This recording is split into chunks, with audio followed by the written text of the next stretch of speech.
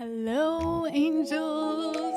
Welcome back to the Vulnerability School podcast. I am your host, Jenna Jarvis, and I am still here posting up in Bali, loving all the things. Things are good, and definitely had my ups and downs like we all have. And like I said in a recent episode, that I just feel like Bali brings out all the things in you.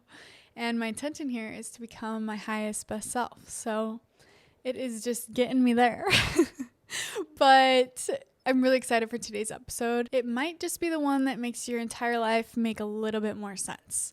It's something I'm very, very passionate about and have been researching literally like every day for the past couple of months. We're talking about something that has changed the way I show up in relationships, the way I show up for myself, the way I see my anxiety, literally everything. It's something that I would hear about growing up, but I didn't fully understand until I was sitting in couples therapy with my ex. And side note, I had so many things on my manifestation board from last year, but two that are coming to mind right now is one was I lived in Bali, and the other one, which is so funny, was I have been to couples therapy. I've always wanted to go because I feel like it's just like a cheat code for your relationship.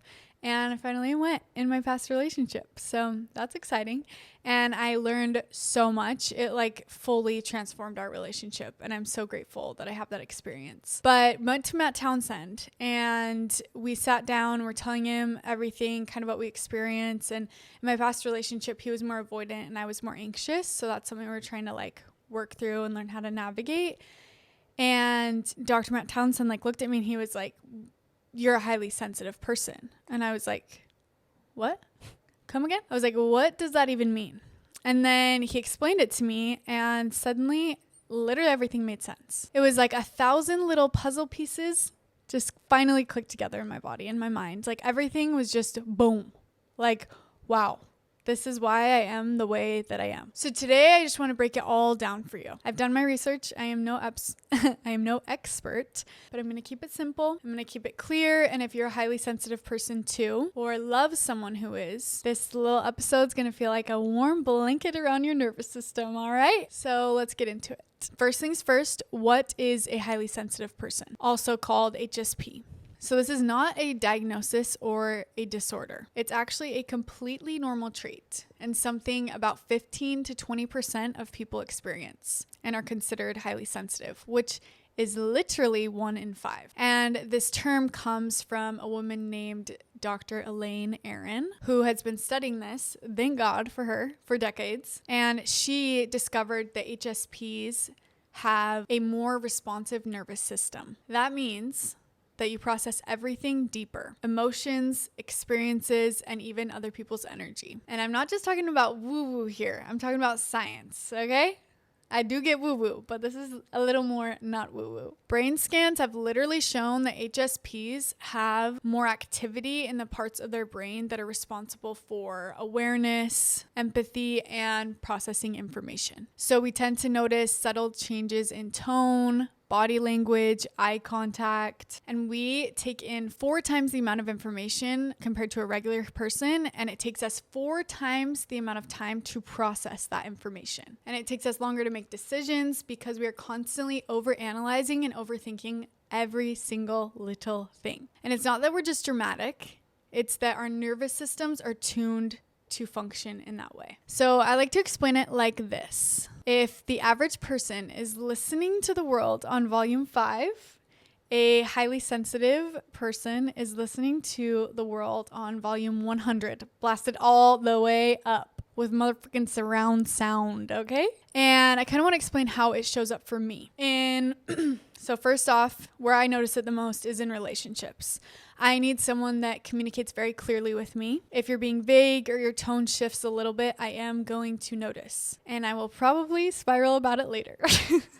Or as I've grown and as I've evolved, I'm so much better about it. But I definitely notice, in any relationships, not just romantic. And when people aren't just direct with me, especially in romantic relationships, it really affects me. And it makes me feel very unsafe because my brain is picking up on things even when someone isn't saying them out loud. And if there's tension in a room, I will feel it before a single word is spoken. It's a gift, and it is also so exhausting. And if I don't protect my energy, I just get wiped, like done for the motherfucking day, which is why I've had to learn to set good boundaries, slow down, and stop trying to be easygoing for everyone around me, because I notice that I tend to go to other people's frequency instead of stay in my own because I want to make other people feel comfortable, which I talked about in the past episode. And here are some common traits of highly sensitive people and a few signs that maybe you are highly sensitive. But if you're listening to this, I am sure you are. So loud noises, or this might sound crazy, but very strong smells. Like you are literally sensitive to everything. For me, if someone lights a candle in the house, I will instantly get a headache. Or if I'm in a workout class and someone's wearing like super strong cologne or deodorant, I will instantly smell it and it affects my entire class. Or if someone has really bad BO, I like cannot focus. Or even like I'll go to drink from a glass, and if it smells a little bit weird because there's like soap residue or it wasn't washed completely, like I literally can't drink out of the glass. That could be a little OCD too. Another sign of this could be that you get overstimulated in crowds or chaotic places. And another one, you need a lot of alone time after socializing, even if you had an amazing time. You cry easily, and that could be happy tears or sad tears, just all the tears. You feel other people's emotions in your body. This is something that I am noticing so much lately. Like if I'm around someone that I feel, I don't know fully what it is, but maybe someone that doesn't feel safe with themselves, I do not feel safe with them. Like someone that is very negative, or like, it's like, I don't want to say insecure, but maybe insecure and is like projecting that in different ways. Like I just feel it in my body and I just don't feel safe around them. You overthink everything because you're processing it very deeply. You hate violence or disturbing movies because it's just too much for you. You really struggle with transitions like change or being rushed. You are very, very empathetic, intuitive, and emotionally intelligent. Maybe a little too self-aware sometimes. And let me just say that there's absolutely nothing wrong with you. You are not too much. You are not weak. You are literally wired to feel deeply. And it is a superpower. So we're going to get into a little bit of the science of HSPs. So HSPs have a more active amygdala. This is the part of the brain that processes emotions, especially fear and alertness. So another trait of being highly sensitive is being very jumpy, which I have been so jumpy my entire life. And once I learned this, I was like, oh, makes sense. Because like I'm like a little too jumpy. And I feel like my reaction time is like a little slow too. So I'm like, embarrassing. We're also likely to experience something called, I don't know if I'm going to pronounce it right, but it's called mirror touch synesthesia or something like that. I need to look at my notes, but I cannot remember.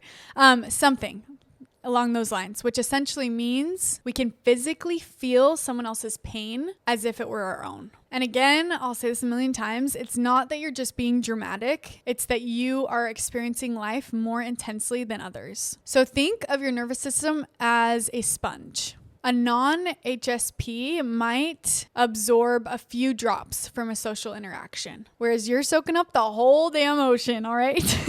And in regards to all of this, we're going to talk about how you can thrive as a highly sensitive person. Here's what has helped me. So number one, own it. Own it, own it, own it. You are a highly sensitive person, and that is beautiful. And once we can accept that, we can move forward and progress and work with it. So not try to get rid of it, but learn how to work with it. Something that has really helped me is truly understanding that alone time is not selfish. It is survival. Even if you're a mom or you are with your girlfriends all the time, you don't want to leave their side, like it's just something that you need. Like your body, your mind, it's just craving this. And it is okay to be alone. I think it's important to schedule in recovery time the same way that you would like a workout. Another thing is protect your mornings. We are so sensitive. So if you wake up and you just get on your phone and you fill your mind with all this garbage, you're going to feel that literally all day. So do not check your phone first thing in the morning. Stay in your own frequency. Start slow, breathe, journal, meditate. Do the things that actually matter and that will help you tap in again to your own frequency. Another point is limit overstimulation. So close extra tabs, use headphones, go to quiet places, skip the events that don't serve you, eliminate the people in your life that don't respect you and that don't see you for who you truly are. Something that I notice in like my business is I am not able to fully show up if the people in my life do not support me. And it sucks, but it just really shows me how important it is for me to surround myself with people that are happy with themselves and that are not super insecure and projecting all of their insecurities onto me, because I will feel it so deeply, and to the point that I just want to rot in bed all day. Okay, this one's just making me emotional. Okay. But this point is so important. So important. It's something that I'm learning every day, but choose relationships that feel safe to you. And I kind of just spoke about this, but I keep seeing on Instagram, like, your soulmate is not the person that makes you feel crazy. Your soulmate is not the person that is making you beg for their love. The one that doesn't understand your soul. That is not your soulmate. If someone makes you feel crazy for needing comfort or clarity, they are not your person. Period. And something that I've learned that helps me move through my emotions and really tap into who I am and be in my own frequency is expressing myself. Whether that is through, for me, like planning a workshop or a retreat and tapping into that creative energy, or painting or dancing, or just fully expressing myself, that allows you to move through these heavy emotions and limit this overthinking, because you're actually in your body and you're actually doing something that you care about. And expressing yourself could be journaling, it could be movement, all the other ideas I said, it could be talking to a coach, like anything that will let this movement flow through your body and let these emotions out. And my last point here is kind of going back to the first one of owning it. Like, stop apologizing for being sensitive. The more that you apologize, the more that people are going to take advantage of that. You have to own it and be like, yeah, bitch, I'm sensitive and it's my superpower. Because, even talking about this, I'm about to start my period, so I'm a little emotional, but I'm just like, and I think I feel this so deeply because I have felt these feelings so much in my life and I continue to feel them. But it's such an incredible reminder to allow yourself to believe that you are not a burden. You are not too much. You are motherfucking intuitive. You are emotionally intelligent. You see things that other people miss, and that is truly powerful. Being a highly sensitive person is not something that you need to fix. I will say that over and over and over again. It is something to understand, to protect, and to ultimately embrace about yourself. Because when you stop trying to numb your sensitivity and start to work with it, you become magnetic. You become grounded. And most importantly, above all things, you become more you. You don't have to hustle to prove anything. You just need to tune in to your own rhythm, because this world needs people that feel. This world needs you. And you are the most you when you are in your own frequency and when you are taking care of yourself. So if that's you, if you're a highly sensitive girly or boy, welcome. You are not alone. You are not too much. You're just the right amount of magic that we all need. If you don't believe this, just work off my belief. It's been years in the making of trying to fully believe that I'm not too much and I'm not too sensitive and I can truly speak my truth and show up fully in my energy. I'm just learning every day, like, this life is too short to not be who you want to be and chase the dreams that you want to chase and cut out the negative people from your life. Like, we do not have time for that. I'm so passionate about understanding yourself and becoming the person that you want to become, not who everybody else wants you to become, but the person that you want to become and the one that lights up your little inner child energy and brings you home. If I could have everyone in the world understand one thing, it would be that the magic is in you, that all the answers you are seeking are inside of you, because you are magic. And it is truly a miracle that you are alive. A miracle. You know how many accidents there are every single day, how many complications happen with birth, and just so many little things. I could go on and on and on. Like, the fact that you are still alive and still here is a miracle, and you do have a purpose, and you just need to figure out what that is. I want you to start asking God and the universe, or whatever it is that you believe. I want you to close your eyes, and I want you to put your hand on your chest, and I want you to say, Show me how good it can get. Show me how good it can get. Take a deep breath, breathing in, breathing out. And I want you to keep your hand on your heart, whether you're driving, walking, whatever you're doing. And I want you to repeat, I am safe to be me. I am safe to be me. And I will accept all that is meant for me. I will accept all that is meant for me. And one last thing, I will show up in my frequency. I will show up in my frequency. Take a deep breath in, breathing out. And I hope you love this episode and that you learned a little bit of something about yourself, maybe you're someone you love. And if you loved it, please leave a little review. Let me know any feedback you have. I hope you listened to the last episode and you sent me your vision board and your playlists. The ones that I got from people were just so beautiful and I'm obsessed. And if you ever need anything, let me know. I'm here. Just know that you are magnetic and that you create your reality. And I say these things in the name of vulnerability. Amen.